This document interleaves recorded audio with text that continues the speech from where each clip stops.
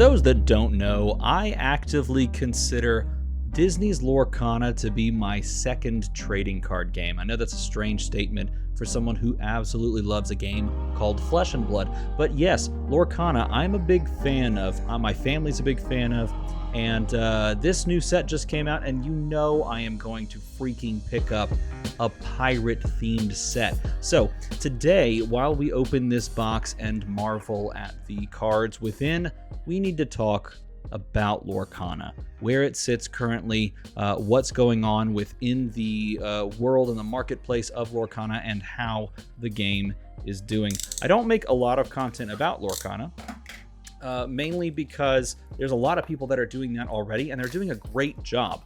But I think I kind of want to make more, just in general, because I'm a big fan of the game, as I've said before. But we need to talk about where this game currently stands, because the game is a year old at this point, a year and a couple of months old. It released last year in August, and the game has been through a lot of, I don't want to say upheaval, it's been through a lot of phases. So for those that don't know, if you're just tuning in to the world of Lorcana, it released in August to a small print run, Alistair Cray, Mickey Mouse, and there were a lot of people that wanted in on the game. 100 Acre Island, which I think is a fun little nod. Kakamora are here, Bellwether. Yes, this is, by the way, a very pirate and ocean and exploration themed set. And that's, by the way, why I love pirates. The idea of exploration, of freedom, of go where you want, discover things that no one knew possible, tell tall tales, find super rares like Tadashi here. This is one of my favorite Disney movies, one of my kids' favorite Disney movies as well. It's a big one. Nani here in the back, caring sister for the first foil. By the way, all the foils in this game are cold foil. Again, if you don't play a lot of Lorcana, I think it's a very cool foiling technique that I don't have the correct lighting set up to show you in the best way, shape, or form, but you can kind of see it to some degree there. And all of the packs have a puzzle piece back, which is kind of fun as well. Anyway, the game has been out for a year, and it was incredibly low supply. I think there was like some expectation about how the game would do internally, and this exceeded probably every mark that they ever expected, because collectors and players were all ready to jump in. And this was all before there were even sailed the Azurite Sea on a pirate ship. That's right. All before there was even like real concrete plans to dive into like a competitive scene. It was really just a casual, fun experience that you could play at your local game store or at home. And of course, you could collect your favorite characters and some reimaginings of those characters, as you can see here, because Wendy Darling is not a pirate, except she is right now, and that is so cool. I love it. In fact, I loved it so much. There's the foil. By the way, we watched this movie for our family movie night last Friday. It was perfectly timed because this set came out last Friday, and I picked the movie, and you know I picked Treasure Planet. You know I did, and my son, my oldest 10-year-old, oh my God, he loved it. And this is what I also bought as well. I bought all this on Friday. He loved that movie, and so did I. And I remembered why I liked it so much when it first came out, and I was like 12 years old. So this game was scalped to oblivion, which is terrible. All the card prices, even like the commons and the uncommons, the really powerful ones, were just too expensive. They were not feasible. It was not really feasible to buy in and play the game in a lot of ways, which is a bummer because I actually very much enjoy the gameplay of this game. I think the more you play this game, the deeper you go into it, the more you're rewarded for understanding how the game plays, and you oftentimes will win because you are the better player. Sometimes, oh, hey, look, we got Jafar, power-hungry villain. Or sorry, power-hungry vizier. Oh man, there's a mark on him. Who cares? Still very cool. Foil, super rare. The first big foil that we've found thus far. Then, as the game made its way into the second set and then into the third set, I think it was really in the third set, scalpers finally moved away because they realized that Ravensburger responded to the scalping and just in general to the low supply by printing the heck out of it. I made a video when they were really starting to do that, talking about how by printing a lot more of the product, the prices were going down into reasonable ranges. And of course, the chase cards were still premium, had premium price tags, but most of the other cards, outside of a couple of the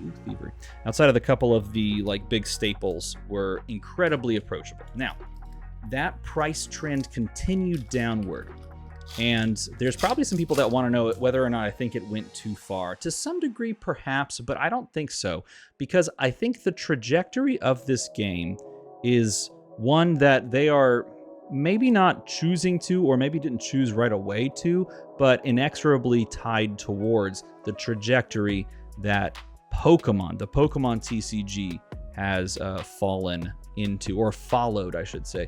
Minnie Mouse, Pirate Lookout, a super rare. Once during your turn, whenever a card is put in your inkwell, you can return a location card from your discard to your hand. Very cool. Right here. And Toodles there in the back. And so the question mark being, does the price of these cards, is the price of these cards too low? And how does this affect where the game sits right now? And I will say from a player standpoint, if we're looking at what you can do with a player's standpoint, again, it's very similar to how Pokemon works. You can actually put together competitive versions, or competitive deck lists in general, I should say, not even versions of deck lists, but straight up competitive deck lists for very cheap in comparison to a lot of trading card games out there. It is, look, Madam Mim, cool. It is very approachable and affordable to put that together from a consumer standpoint, which means that players that want to pick up and play the game at whatever the highest level is that they want to engage at can do that fairly readily. But I think the question we should be asking ourselves is, what does this mean for the sale of the product at the local game store level? Does this market, or does this this plan that they're sort of falling into, or following in the footsteps of Pokemon, does it work for a game that isn't Pokemon? Because how does the market... Oh, I love this. Captain Amelia, the super rare. I think it's so cool. Can't be challenged by pirates, even though she was kind of challenged by pirates in the movie. But when being challenged, your other characters gain resist 1, which is kind of cool. Yeah, let's go. Jim Hawkins, back to back. You love to see it. This, by the way, is the card that you get in his starter set as well, which is pretty awesome. Love to see it. At the end, maybe we'll see if we can put these puzzle pieces together. But the question is, how does this function? How does this this overall model function for a local game store? Now, that's the rub right there. I am a fan of this game. I'm going to preface everything that I say as I like this game and I want it to continue and succeed. Does this game have a lasting place at an LGS? Because remember, it is being sold in big box stores as well, just like Pokemon. Pokemon is a game that ebbs and flows at the LGS. It's always, not always, but it is by and large a moneymaker for local game stores. But a lot of local game stores you'll go to don't exactly have a large player base of the game. They are selling Pokemon to collectors and to people like kitchen table players, or families with kids that want to collect and trade. The very pure TCG experience is what they're engaging in, which in a lot of cases, I'm not deriding at all. I am not hating on that. And in a lot of cases, Lorcana hits on those exact same things. There's a through line from generation to generation with these characters that isn't... Oh, yes, you love to see it. Simba showing up. That's fantastic. There's a through line, as I was rudely interrupted by Simba, that Lorcana tugs at, right? The generational connection between, these films, the media that has been created over time, and of course, children that are, experiencing it with their parents. And this is something that I am intimately familiar with because, again, I am introducing my kids to these movies as they're growing up as well. And so that's something that, very similar to Pokemon, they can engage with. Can this game make the money? Oh, look, Stitch. That's so cool. Floodborn Pirate Stitch. Yes, please. And it's my favorite. I'm a big fan of Emerald. I'm a sucker for discard and annoying things. It's kind of fun in the game. Can this model function for an LGS? Okay, because Pokemon right now at the LGS level is one of those games that ebbs and flows. There are good sets and there are bad sets, but it's always pulling in the casual player, or sorry, the casual collector, and then occasionally players. Now, the interesting thing about Pokemon is they've done a very large push as of late to pull more players in and to get them engaged at the player level, which is kind of funny because it's in response to a lot of the other games that are out there nowadays that are engaging their players. Oh, this is a cool Jim Hawkins. Engaging their players at the player level as well. And so I think that there's some reaction to the Pokemon scene from the Pokemon people to try and draw more engagement at the LGS level and encourage more players to engage with the game, just like the collectors are. That is something that Lorcana has moved to over the past year as well by putting out these Disney Lorcana challenges, these large-scale tournaments, which people are definitely engaging in. Now, this is the interesting thing, because at the LGS level, it looks like Lorcana has settled into a similar cadence as Pokemon. There are sets that do very well. There are always collectors that are coming in to buy. There's always families that are in. Ooh, hey, look, Jasmine, who's also a Floodborn hero princess, Royal Commodore. When you play this character, if you shift to play her, return all other exerted characters to their players' hands. That's so fun. Yes, please.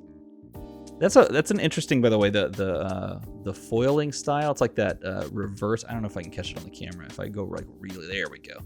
Where they put like a gloss over the character and over certain things like the mask. It's pretty cool. So I keep getting off track because I keep opening fun cards that I want to look at. God dang it. This is why we should not have like these types of things, because I'm too interested. But the idea that the Disney Lorcana challenges are engaging a player base just like Pokemon was engaging a player base, I think Ravensburger realizes very quickly that, okay, we need to engage our players on two fronts. And at the LGS level, it's taking that same form.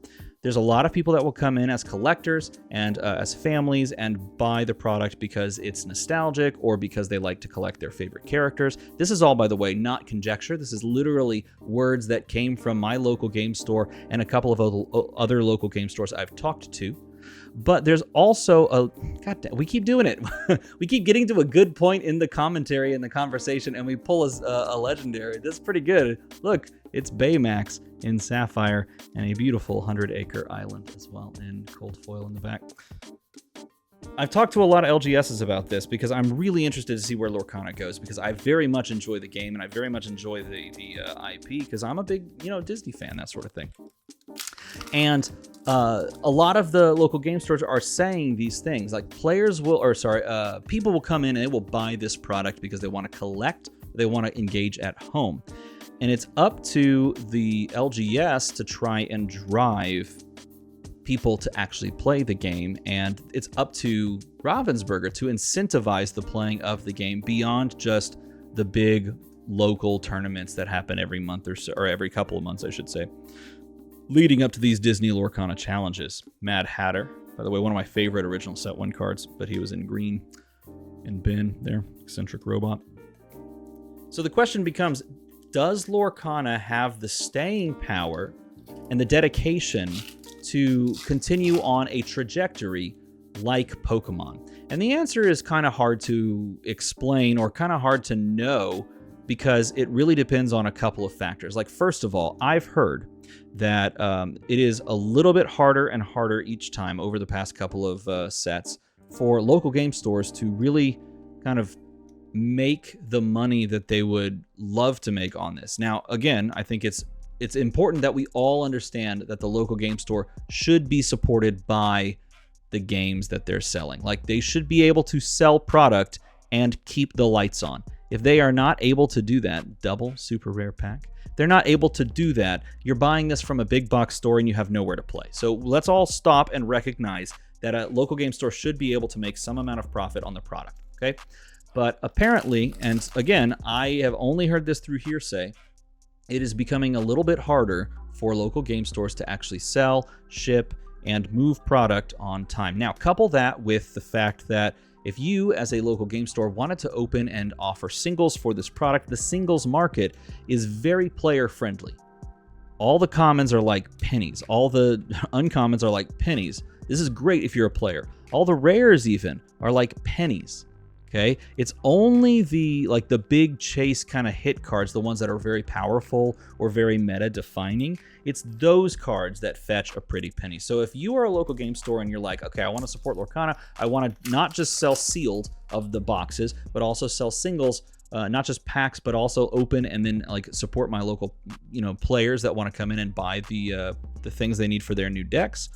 Well, you're in a losing effort in doing so, because most of the cards you're opening are chaff, and you're only really making any sort of profit from opening boxes and trying to sell single to your player base via those big hitter type cards, right? So that is a problem for the local game store. So where do they turn? And honestly, this is very similar to what you experience in Pokemon, because Pokemon is a very similar thing. If you look at Pokemon, and we talked about it at the beginning, but if you look at Pokemon cards and overall singles prices, a lot of those cards and a lot of those decks are stupidly cheap. You can play that game for really cheap, which again drives players to actually pick up the game, especially if they enjoy it or they find themselves able to engage on a competitive level. And that is the sort of the inflection point. That's what we'll say. It's the inflection point that Lorcana is in.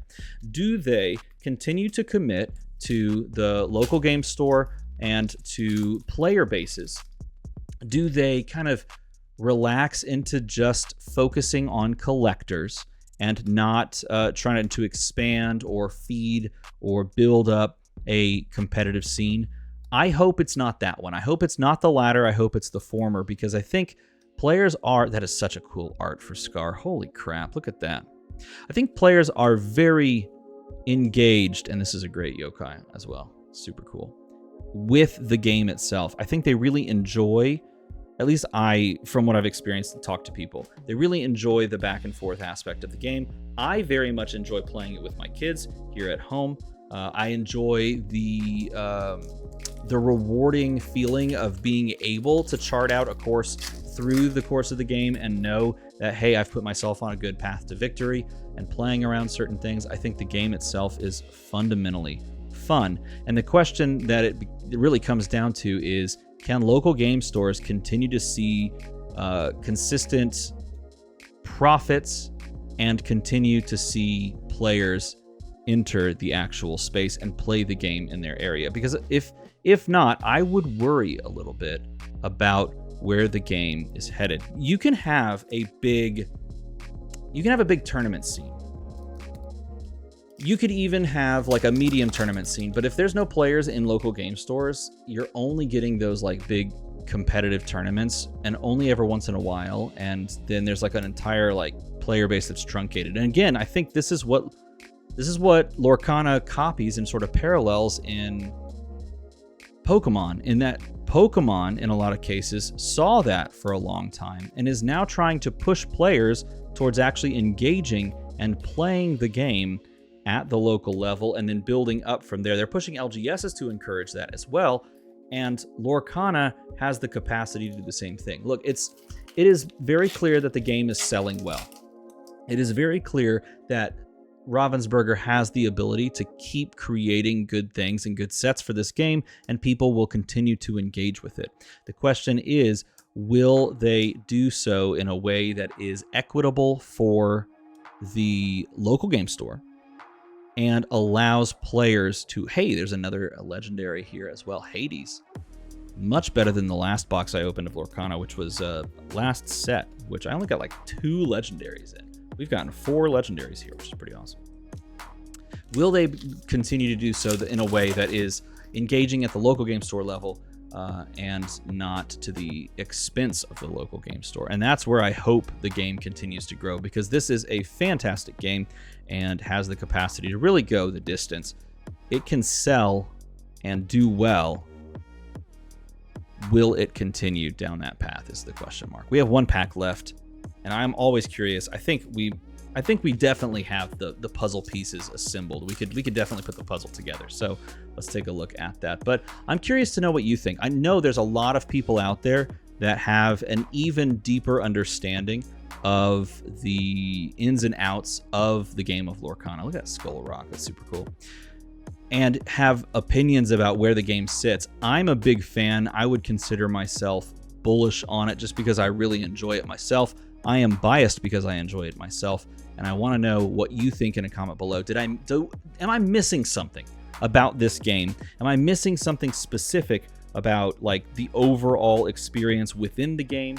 I've enjoyed watching coverage of the tournaments that they've put on, the Disney Lorcana challenges. I've enjoyed, opening and playing the game with my own kids, with, like local players as well. I think it's a really, really fun game to engage in. But am I missing something? And what does the future look like for Lorcana? Does it continue to, garner the player base? Are the other card games going to slowly but surely eke out their own market shares and steal it from Lorcana? Or is the IP and the work that Ravensburger's putting into the game itself going to win out and continue to push it closer and closer towards the top 3 status, the big 3 status? Does it, or do you even think, is it already past the Yu-Gi-Ohs of the world?